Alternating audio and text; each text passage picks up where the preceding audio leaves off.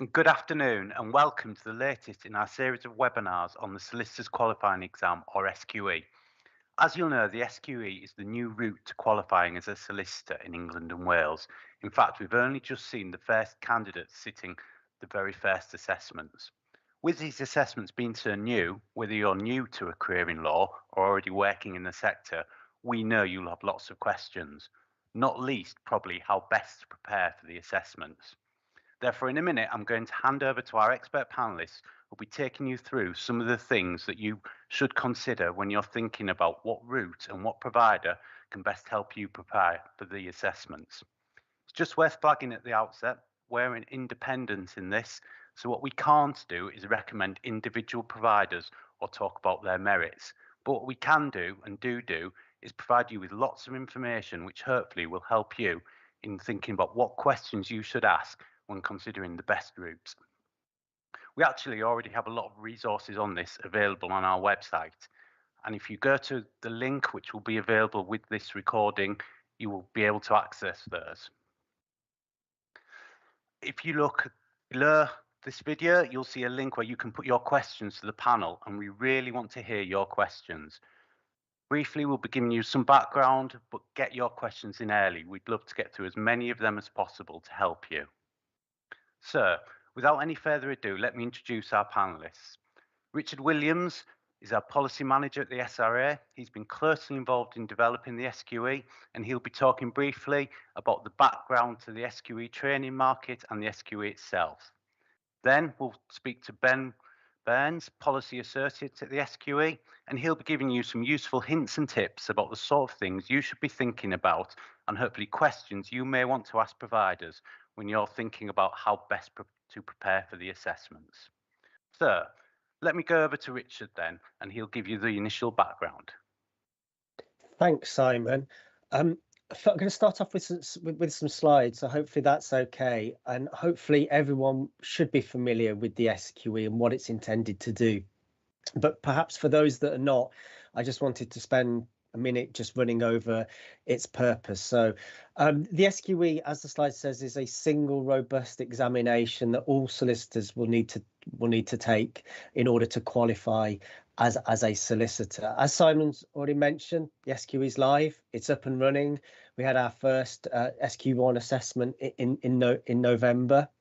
And really the purpose, or one of the purposes of the SQE, is to make sure that there is a consistency and standardization in the way in which solicitors qualify. Everyone must meet the same standard in order to be admitted as a solicitor. And of course, that's very much different from the previous qualification route where admission was dependent upon your training contract being signed off by a training principal. And what that means, and I'll cover a little bit more this later, is that as a regulator we don't need to specify routes to admission as a solicitor, so lots more freedom and flexibility in how you can become a solicitor. As you can see there on the jigsaw piece, there's sort of 4 component elements to the SQE. You'll need to kind of satisfy all of those in order to be admitted as a solicitor. I wanted then just to move on to talk a little bit about sort of the training market. So hopefully you can see on this slide what we really wanted to achieve through the introduction of the SQE in relation to the training market. I think it's fair to say that there are lots of barriers, or there have been lots of barriers to becoming a solicitor under the previous route.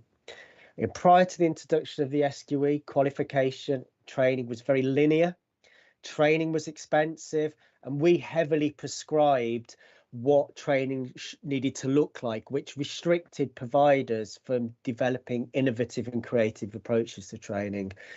And also, aspiring solicitors really had to take that LPC gamble, investing large amounts up front with no guarantee of that golden ticket of a training contract and no guarantee of qualification. So with all of that put together, it's really no surprise that potentially talented solicitors were completely put off from looking to qualify. So the SQE was designed in part to remove some of these barriers and create more choice, and more flexibility in training and qualification. And the reason why we can do that is because of the points I mentioned on the previous slide. The centralized assessment means that all qualifying solicitors have to meet the same standard, and they're assessed against that same standard, regardless of how they got to that particular point. And as a result, we can step back as a regulator from prescribing in detail what training and those routes need to be.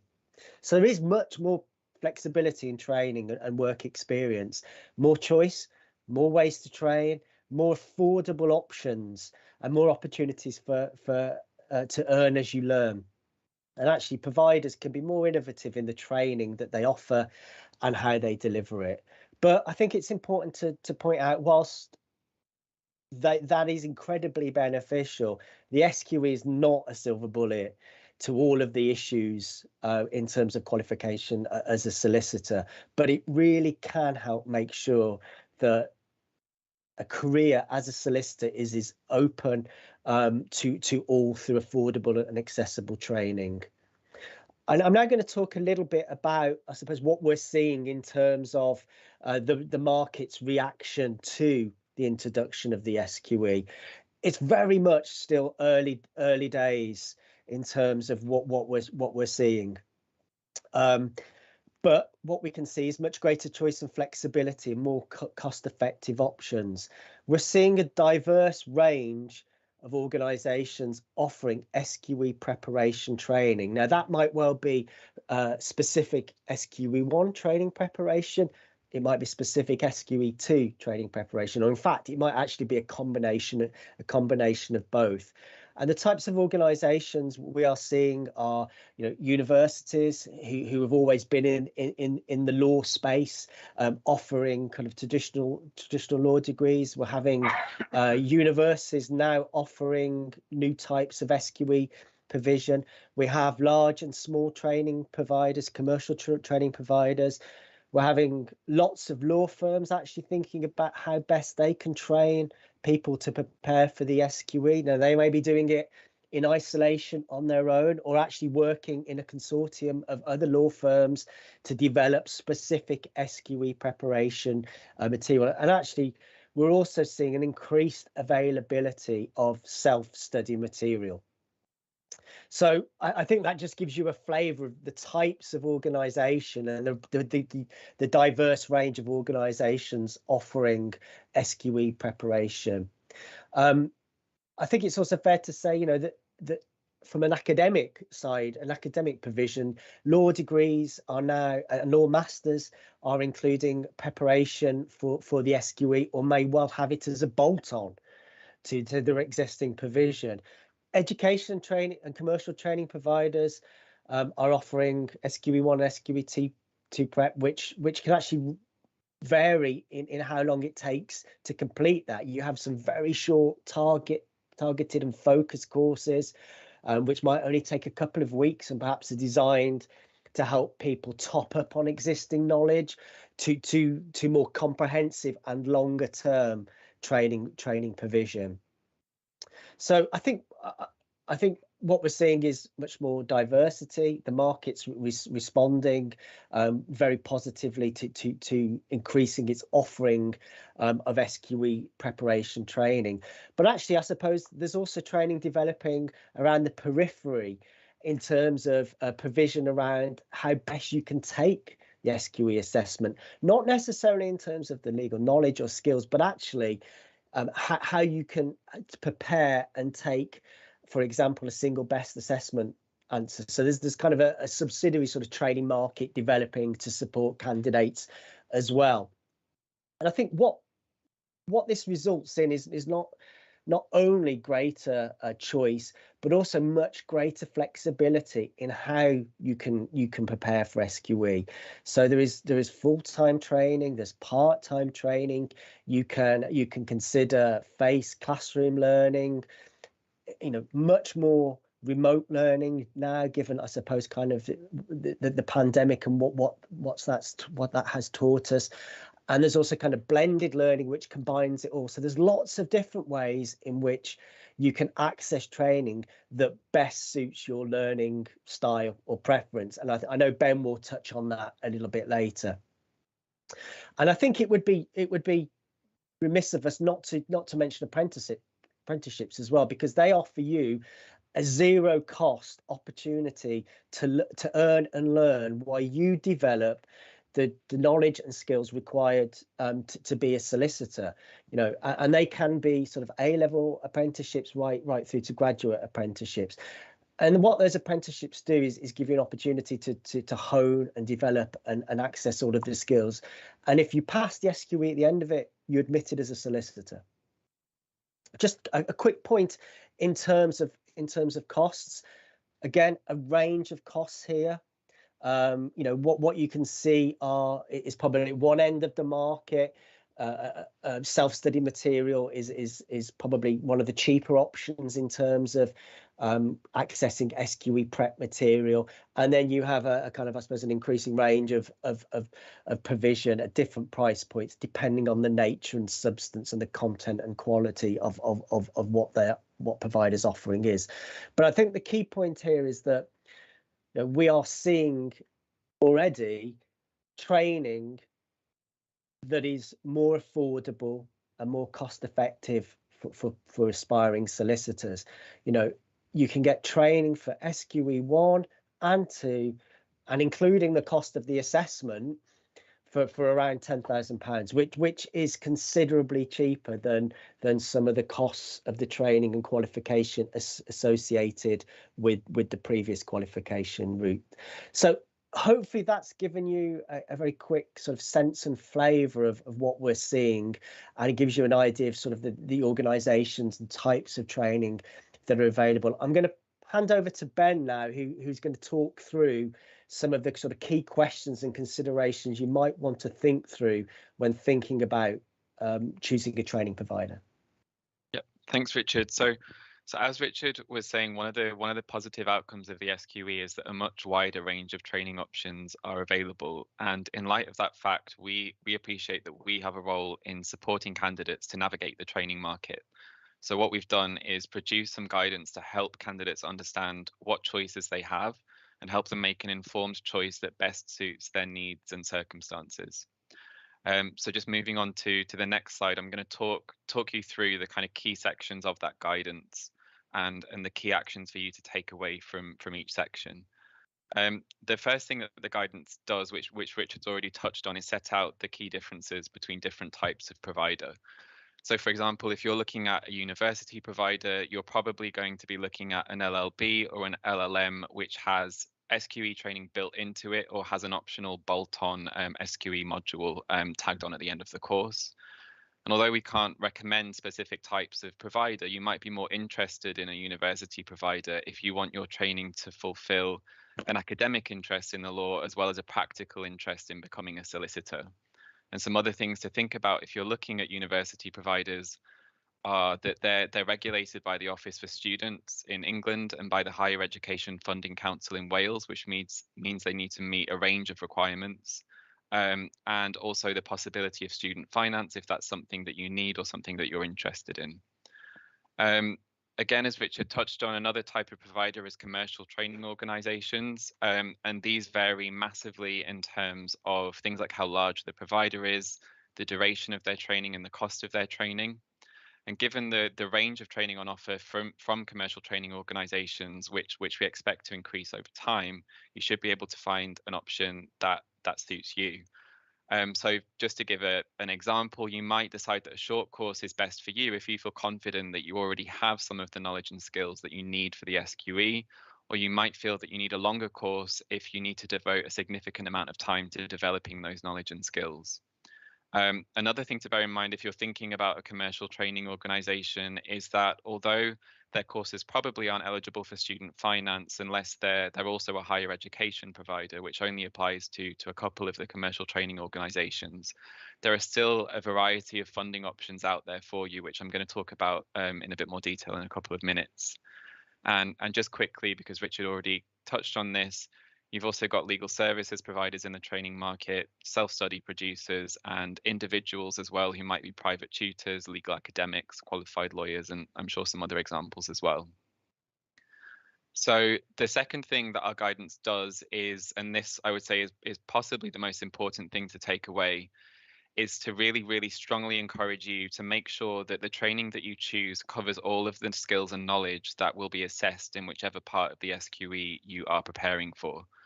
So the first thing that our guidance urges you to do is familiarize yourself with the topics that are tested by the SQE, the assessment specifications, and the sample questions. And you can find all of that information on the SQE website, and it's linked in our guidance as well. And once you've familiarized yourself with the SQE itself, the second thing we urge you to do is compare a provider's course content to the contents of the SQE. And what we're really encouraging you to do is almost a kind of mini mapping exercise to make sure that there aren't any gaps in the training that you're thinking about. And that before you sign on the dotted line for a particular training product, you're confident that you'll be properly prepared for the SQE assessments. And the third thing we'd urge you to do, if you need to, is speak directly to a provider if you're unsure about whether its training covers a particular element of the SQE. And again, if you do need to do that, to do it before you enter into a formal agreement with that provider. The third area that our guidance covers is choosing a study approach that suits your needs, circumstances, and preferences. And this is a completely personal decision for each candidate. But what we're trying to encourage candidates to do is really take advantage of the diversity of training that's available and make sure that you choose a style of training that will best help you fulfill your potential. So some things that you might want to think about are options for self-study, which may suit you if you want to study at home and at your own pace, if you have a limited budget for your training, if you already have some of the knowledge and skills that are assessed by the SQE, and if you're a self-driven learner. If self-study isn't right for you and you want to complete some form of formal training, you should also think about whether you want to study full-time, which obviously means you complete your training more quickly, or if you want to study part-time, which can make it easier to balance any personal responsibilities you have, like a job or caring responsibilities, with your training. Another thing you should think about, and Richard touched on this, is whether you want to study face-to-face in a classroom environment, remotely through online distance learning, or through a combination of those two, which we call blended learning. And just to flag that your choice could be different for SQE1 to SQE2. So for example, a candidate might decide that they want to choose distance learning for SQE1 and face-to-face learning to prepare for SQE2, and you could do it the other way around as well if you preferred. Another thing we encourage you to think about, which is perhaps a bit less obvious, is whether you want your training to include some QWE. And this might not be an option for you if you've already completed or arranged all of your QWE, or if you would prefer to do it independently. But some providers do guarantee QWE as part of their training. So for example, in a student law clinic, or through an agreement with a legal services provider or a kind of group of legal services providers. And other providers are also helping their candidates to arrange QWE and fit it in alongside their training, even if they don't provide a guarantee of QWE. The fourth area of our guidance is reviewing available information about the quality of a provider's training. And I think this is something that a few of you might be particularly interested in. The first and easiest place to probably look for some information is a provider's websites or their other materials. But just to caveat that providers will be promoting their training to candidates, so it's not in some cases entirely objective. And you want to look for a range of possible information, so things like candidate success stories and any findings from candidate satisfaction surveys. Its history, a provider's history of providing high quality training for legal qualifications or even in other professional qualifications. Some providers will put out information about the percentage of their candidates who go on to be employed in law and possibly earning above a certain amount, although remember that's not every candidate's definition of success. Information about a provider's connections to the profession, and that could be through schemes and initiatives like the QWE schemes I was talking about a minute ago, or it could be through the professional background of the people who would be teaching you. So for example, if some of their tutors are practicing part-time as solicitors or used to practice as solicitors, that might be something that you find important in terms of indicating the quality of the training that they offer. Another thing that providers might do is publish their SQE pass rate, and these can indicate the quality of training, but it's really important to remember that you can't look at pass rates in isolation, and you shouldn't only rely on pass rates as an indicator of quality. And this is because for a couple of reasons. The first is that if a provider is very small, and there are some very small providers in the training market already, if a tiny number of its candidates in a given year don't pass the SQE, that could have a massive impact on that provider's overall pass rate and not necessarily have anything to do with the quality of its training. And the second reason is that different providers recruit candidates in different ways. So if you have a provider that, for example, only recruits or focuses its recruitment on high scoring candidates from elite universities with lots of connections to the legal profession or lots of legal experience, then that provider might have a high pass rate, but that might not have anything to do with the quality of its training. And similarly, if you have a provider which has, you could call it a social mission, and is focusing its recruitment on helping candidates from underrepresented backgrounds with no legal experience or no connections to the legal profession to become solicitors, then its pass rate could, in theory, be lower than some other providers, but it might be delivering very high quality training. So I think the key thing to remember from those two examples is that you can look at pass rates as one of the things you look at when you're trying to figure out the quality of a provider's training, but please don't just look at pass rates in isolation. Look at the other sources of information as well. Just on that point, some other possible sources of information include review websites such as What Uni and Trustpilot, forums for candidate feedback like the Student Room and Legal Cheek. In the case of higher education university providers, you've also got official league tables and rankings, and you can find some other examples of information about training quality in our guidance. So moving on to the fifth and penultimate area of our guidance, it's helping candidates understand different options for funding their training and consider relevant financial information about the providers that they're looking at. And we've published separate guidance about funding your training, which we've linked through to in our guidance about choosing a provider. And the Law Society has also produced some helpful guidance on funding SQE training as well. But just to flag that some of the key things to think about are options for student loan funding if you're considering a university provider, options for paying by installment and potentially from your monthly salary if you want to work alongside your training, and there are some big providers already with those funding models in place. Using things like scholarships, grants and bursaries if they're available and if you're eligible for them. Using private loans, which could come from a financial institution or directly from a training provider, provided that you can find a competitive, affordable interest rate, and if you want to pay a fixed amount over a fixed time. And another thing which maybe some candidates won't have thought about is paying for some or all of your training with a credit card, which can mean that you pay no interest if you pay off all of your credit card within a 0% interest offer period. But what credit cards also do is grant you extra financial protection under the Consumer Credit Act, which you can find out about in our guidance. And it's something that I actually wasn't aware of until we started researching and producing that guidance. And if I could go back to when I was doing my own legal training, I would have definitely liked to have had that information to hand. The other types of financial information we encourage you to consider relate to something called financial viability, which is a bit of a daunting term, but all it means is a provider's ability to fully deliver all of your training and to protect your financial interests if, for whatever reason, the provider isn't able to deliver all of your training. So essentially what you want to know is that if something goes wrong with your training or with your provider and it can't be delivered fully, that arrangements are in place to protect you, to protect your financial interests and to compensate you if needed. And you might be able to find some of that information in a provider's terms and conditions.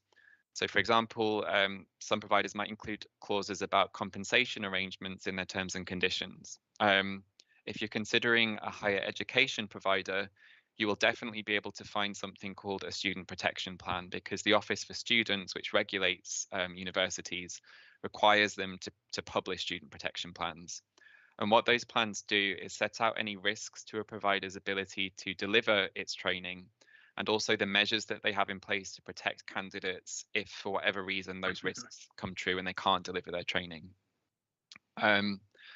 If you're looking at a provider who isn't regulated by the Office for Students, then they might still put out some of that information or similar information on their websites, potentially in things like their business plans, if they publish those on their website. And you can also speak to them directly if you have any specific questions, but just with the caveat that when we're talking about financial information, some of it will obviously be commercially sensitive. So providers won't just be able to give you, all of their financial information if you ask for it. And to help you, because we know that this area is something that some candidates won't be as well informed about or as confident about, we've included a set of possible questions to ask providers in our guidance, which you can find on our website.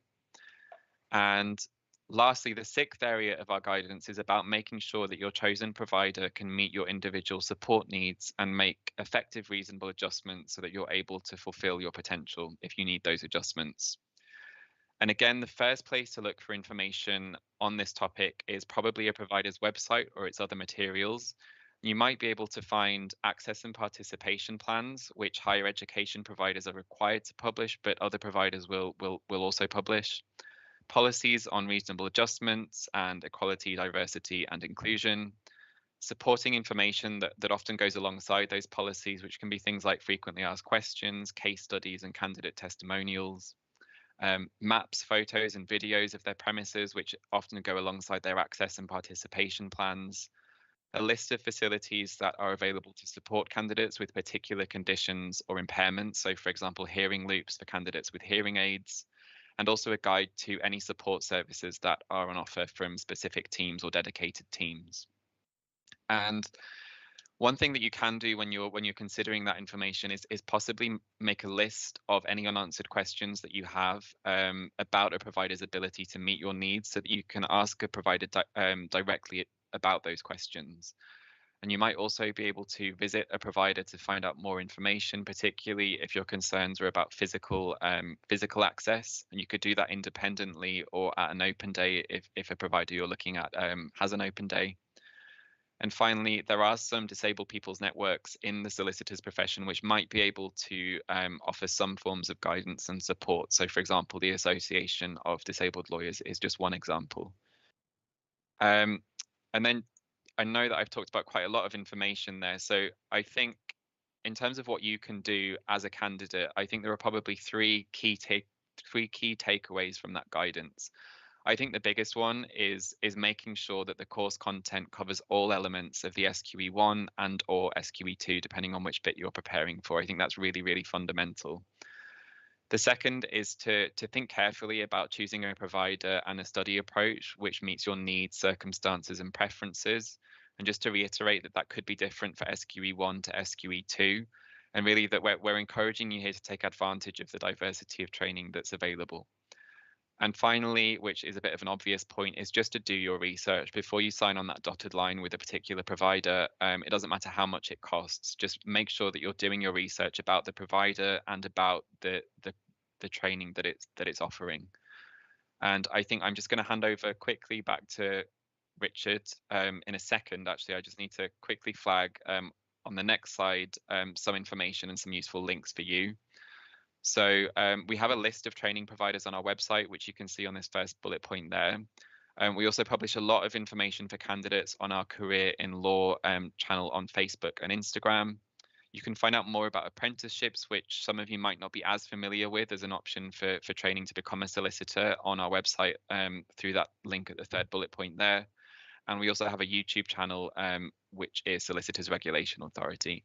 And now I'm going to hand back to Richard to quickly talk about some of the other work that we're doing or have in the pipeline to support you.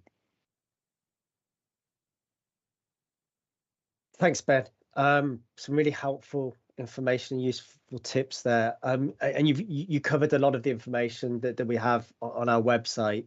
We have a non-exhaustive list of training providers, so that's always a good starting point for people to think about the types of providers and how best they can contact them. I would also encourage people to have a look at some of our kind of SQE ready case studies, because what they do is provide an overview about how some providers and some organisations are approaching the delivery of SQE preparation. So they might be helpful for you in terms of context.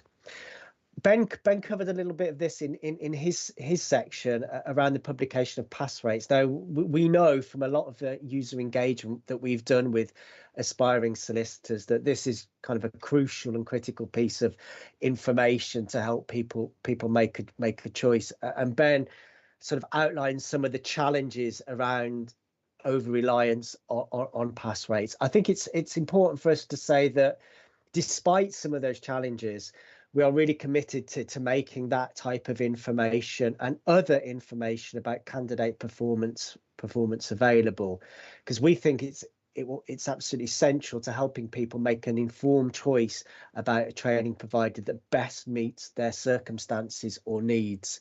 But it is challenging, and if we publish the information now, as Ben said, we really run the risk of unintentionally distorting your choice, because data is based on a very small number of people and perhaps an atypical cohort. And we don't think the first cohort was particularly representative of I suppose what other cohorts in future years might look like. So we will publish the data, but we're going to do this in late 2023.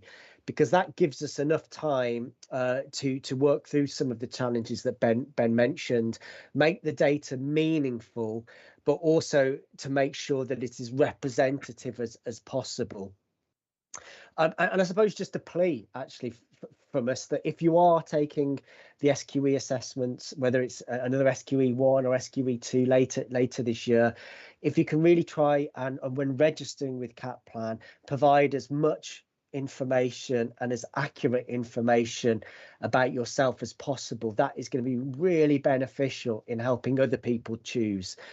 All that information is confidential. We will aggregate it and anonymize it, so you won't be able to be identified.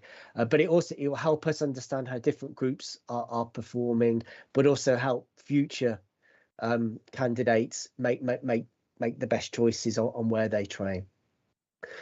Okay, so I think that's pretty much the end of the slides now, and I think it's back over to you, Simon. So thank you, guys. I think that was really interesting and useful. And just to stress again, there's loads of information on our website about everything the guys discussed there. And if you look at this video and watch again on our YouTube channel, there will also be links available there as well for you to pick up. So we've had quite a lot of questions in. So a last call if you still want to submit any to put them in as well, but we'll try and get through as many of these as possible. So the first thing I'd like to look at is, and we've had Sonia and Sana, among others, ask about this, is if someone has already done the LPC, what's our view on whether or not they need or what they should be thinking about in terms of SQE1 training and preparation? Okay, I'll pick that one up if that's okay, Simon.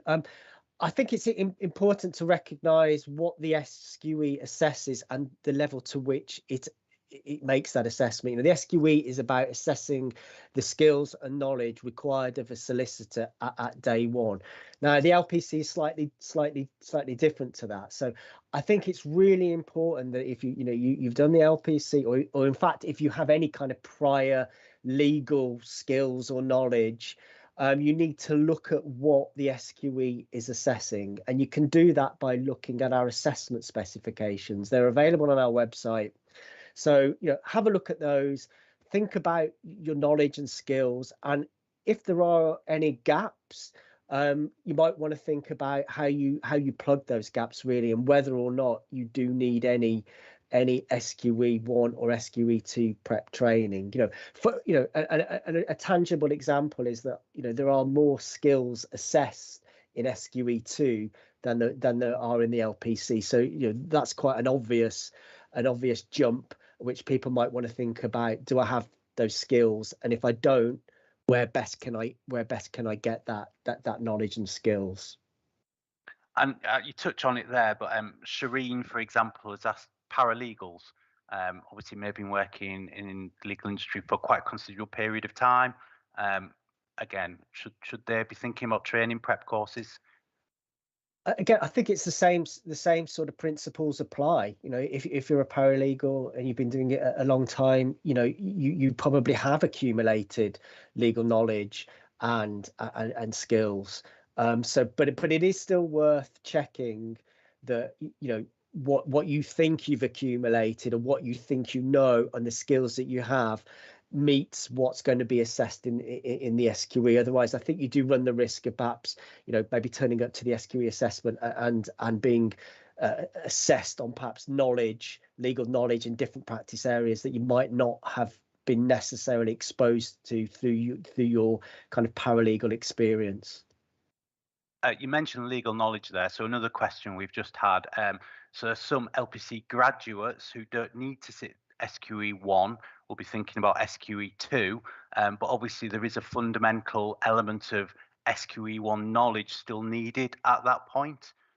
So should they be thinking, almost taking a step back in their mind to SQE 1 prep, even though they're not explicitly sitting that assessment? I think it's probably a sensible move, but obviously it will depend on individuals and them doing that kind of individual mapping exercise. But it is, you know, it's looking at the assessment specification, seeing what's being tested, and then making a decision. You know, do I think I'm up to scratch in that, and if not, I might need to get some additional training. You know, and obviously SQE2 is all about skills, so. You know, if you are in that situation where you're an LPC graduate, you might want to think, have I had the exposure to the skills and experiences that are going to be assessed? And if not, how best can I get them? Now, it might be through SQE prep training, but also it might be through qualifying work experience as well. And a question here, and I think you touched on it before, and this is from Jill, to do with the data that we will be publishing. So I've just touched again, what will our approach be? What sort of info will be out there and when? We as I said, we're really committed to publishing as much data as we can about candidates' performance in the SQE, and that will include data categories like kind of previous education, A-level results, where they went to university, their degree classification, and their kind of SQE1 and SQE2 training providers. But as Ben pointed out, it's challenging. You know, we've got to take into account lots of different kind of nuances and factors in how best we present that information. So that's what we're working on now over the next 12 to 15 months, and we will certainly want to engage with aspiring solicitors and education training providers to consider how best we can present that information, but also contextualize it in a way that is meaningful and representative, and covers off all of the sort of nuances that Ben touched on. And I guess the flip side of that, we've been talking specifically about, I guess, SQE1 preparation a lot there, but obviously a key element of preparing for SQE2 is having the qualifying work experience. So how does that, is that a similar sort of consideration here in preparing for those elements that you need?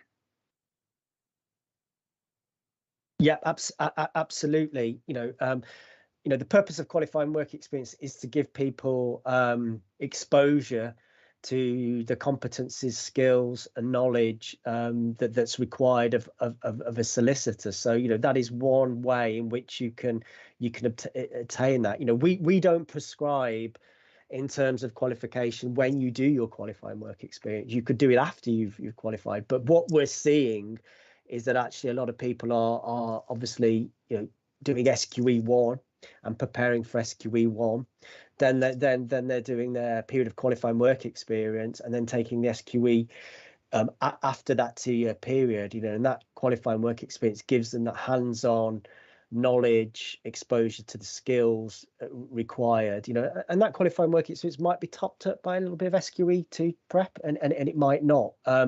But it really is depend on the individual. It depends very much on the individual. You know, as I said, we don't prescribe the order in which you have to do qualifying work experience. And we've had one question here, which I think is probably very similar, from Lucy, who is coming from the other perspective, a company who are essentially looking to bring in someone to train and develop, and are looking at the training providers, I guess, from wanting partner up perspective. I guess it's similar information is out there, and they want to think about, depending on the nature of the people they want to train, I guess, as well. I think so, and I'm not. Ben might want to add something here as well, but we won't be able to, as you've said, Simon, recommend any type of provider. But I think some of the things that Ben's mentioned are equally applicable to organisations looking for a training provider as well. I think have a look at some of our SQE ready case studies, because they really do look at how organisations of all sorts, actually, and not just SQE law firms, have perhaps partnered up and collaborated with training providers. But I think the key point there is go and speak to them. I think certainly what we're hearing, what we're seeing is that there's lots of organisations talking to lots of different providers, and actually providers themselves are being very receptive to how they can deliver their training that meets the needs of the organisation that wants it. And I guess one other question we've had here is regarding non-law graduates. So just making it clear, obviously with the SQE, you don't necessarily need a law degree, but just really a question. We've been asked a question about that, whether SQE one training in effect can replace needing to do a law conversion in theory. Yeah, I mean it's a really good question, and you're right. We don't require any kind of particular types of previous qualifications in order to sit the SQE, but I think in doing so, someone will need to think, the SQE one is assessing the knowledge required of a day one solicitor. So how are they going to get that knowledge? And one route might have been a law degree, but as we've discussed today, there are many other ways in which you can accumulate that knowledge. So we're heading towards time a little bit, but a hot off the press question that's just come in. So how about foreign qualified lawyers? So they've passed the MCT, maybe looking to sit the SQE too. What dimensions might they need to consider to fill the gap, I guess, in knowledge between the MCT and the SQE? It's a good question. I think again, some of the things that Ben has touched on are applicable. I'd also point out we've got a lot of information on our website about foreign qualified lawyers. So my advice would be to go and have a look at that information and have a look at your particular circumstances and what that information is saying, and then you can probably work out what next steps you need to take.